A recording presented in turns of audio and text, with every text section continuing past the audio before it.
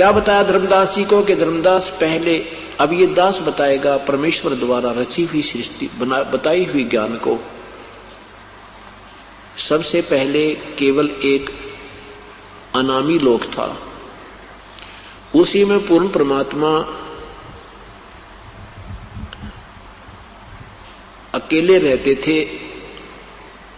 अनामी पुरुष उनका उपमात्मक नाम है। वास्तव में उस परमेश्वर का नाम कबीर देव है। कबीर देव, कबीर उपमात्मक नाम उनका अनामी पुरुष। अनामे, अनामे का अर्थ होता है रोग रहित। अनामे संस्कृत का शब्द है ये। अनामे माने स्वस्थ, किसी प्रकार का कोई भी रोग ना हो, यानी कोई भी वहां रचना नहीं है, केवल परमात्मा पूर्ण ही। अनामी पुरुष ना के उपमात्मक नाम से विराजमान थे। परमेश्वर ने अपनी स्वेच्छा से नीचे के 3 लोकों की और रचना की। उसके बाद फिर अलग अगम पुरुष, अनामी के बाद अगम पुरुष, अगम लोक, फिर अलख लोक और लास्ट का जो है सतलोक। इन 3 लोकों को और उस परमात्मा ने अजरो अमर रूप से, अविनाशी रूप से रचना की, शब्द रूप में। अर्थात ऊपर के 4 लोक अब वर्तमान में सतपुरुष न, ये सतलोक, अलखलोक, अगम लोक और अनामी लोक, ये चारों लोक तो बिल्कुल अविनाशी हैं। इनका कभी विनाश नहीं होगा। वहां रहने वाले प्राणियों का भी कभी नष्ट नहीं होते, कभी मृत्यु जन्म नहीं होता। उसमें प्राणी कैसे उत्पन्न आए, उसी पूर्ण परमात्मा ने अपने 3 रूप और बनाए।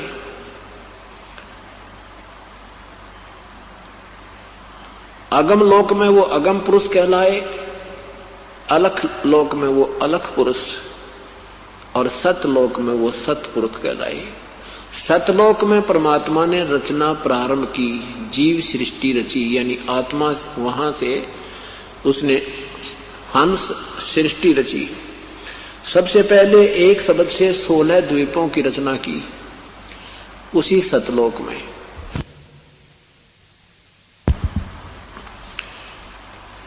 फिर 16 शब्द उच्चारण किए, उसमें 16 पुत्रों की उत्पत्ति की। 16 पुत्रों को एक एक द्वीप में रहने का आदेश दिया।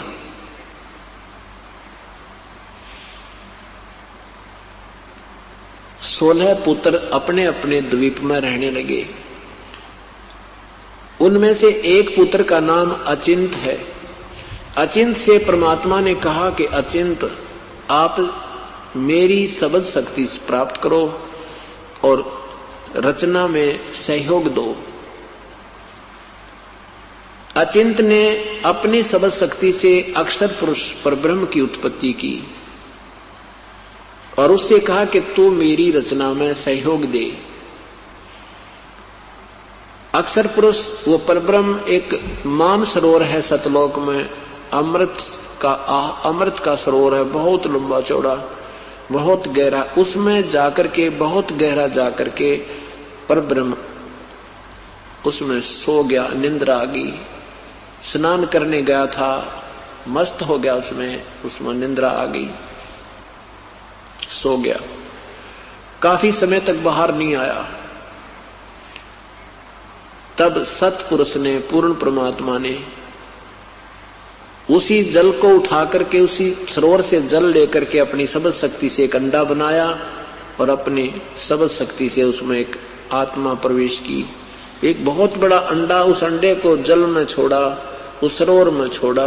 गड़गड़ गड़गड़ करता हुआ वो अंडा जब नीचे जाने लगा, उसकी गड़गड़ाहट से अक्षर पुरुष की निंद्रा भंग हुई।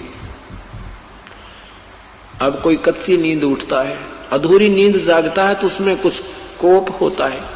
उस दृष्टिकोण से, उस कोप से उसने अंडे को देखा। अक्षर पुरुष ने, अंडा दो भाग हो गया, अंडा फूट गया। उसमें से ये ज्योति निरंजन ब्रह्म निकला परमेश्वर ने आकाशवाणी की कि आओ तुम दोनों बाहर आ जाओ। अक्षर पुरुष तो निंद्रा में था, तुझे जगाने के लिए ये सब क्रिया करनी पड़ी। तुम बाहर आकर के दोनों जाकर के अचिंत के लोक में रहो, उस द्वीप में रहो। और उसके बाद परमात्मा ने अचिंत से वो शक्ति वापस ले ली कि अब तू रचना नहीं रचेगा, क्योंकि परमात्मा ये दिखाना चाहते थे कि तुम रचना नहीं रच सकते, कहीं बाद में फिर तुम्हारे मन में खोट आ जाए। ये दिखा देना चाहते थे कि तुम समर्थ नहीं हो। उसके बाद ये तीनों के तीनों एक द्वीप में रहने लगे। उसके उपरांत परमात्मा ने, पूर्ण ब्रह्म ने, सतपुरुष ने, कबीर देव ने हम सभी आत्माओं को अपने शब्द शक्ति से, अपने वचन शक्ति से, अपने ही शरीर से हम सबकी उत्पत्ति करती, अनगिन असंख्य आत्माओं की।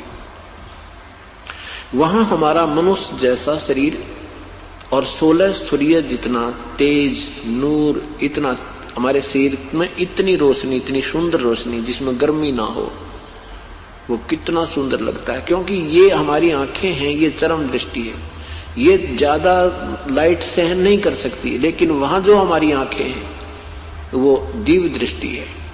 वो जितना ज्यादा रोशनी होगी उतना ही ज्यादा अच्छा लगता है। तो वहां हमारा 16 सूर्य जितना प्रकाश एक आत्मा के शरीर का होता है। हम वहां आनंद से रह रहे थे, वहां अपने परिवार हैं, हर प्रकार की वहां व्यवस्था है, कोई आहार की कमी नहीं, तेज पुंज का आहार है, बहुत स्वादिष्ट।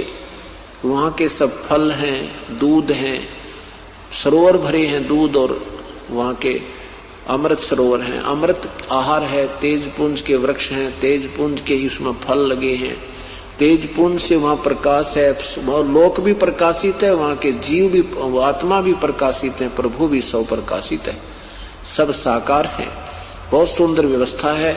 वो वहां हमारा मूल स्थान जीने और रहने का है। यहाँ जीने का नहीं, यहाँ मृत्यु की चिंता ज्यादा रहती है। अब बहुत समय बीत गया तो एक दिन इस क्षर पुरुष ज्योति निरंजन अर्थात काल, इस ब्रह्म के आत्मा में अधूरी सोच उठी। इसने सोचा कि मेरे अन्य भाई ये सब अब एक एक द्वीप में रह रहे हैं और हम 3 एक द्वीप में रह रहे हैं, क्यों ना मैं भी अपना अलग स्थान प्रभु से प्राप्त करूं। उसके लिए इस ज्योति निरंजन ने, ब्रह्म ने, क्षर पुरुष ने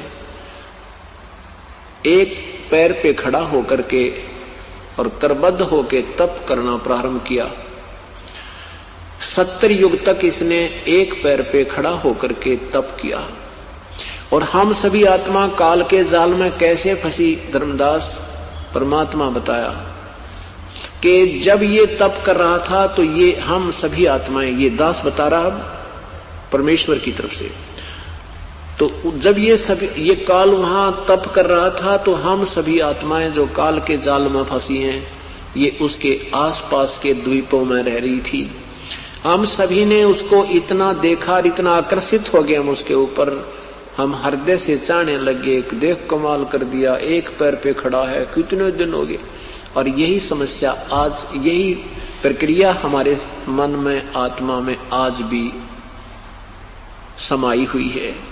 जैसे कोई गांव का गोरे या शहर के बाहर कोई पता लग जाए कि एक साधु 10 दिन से खड़ा है, बैठा भी नहीं है, देखने वालों की लाइन लग जा।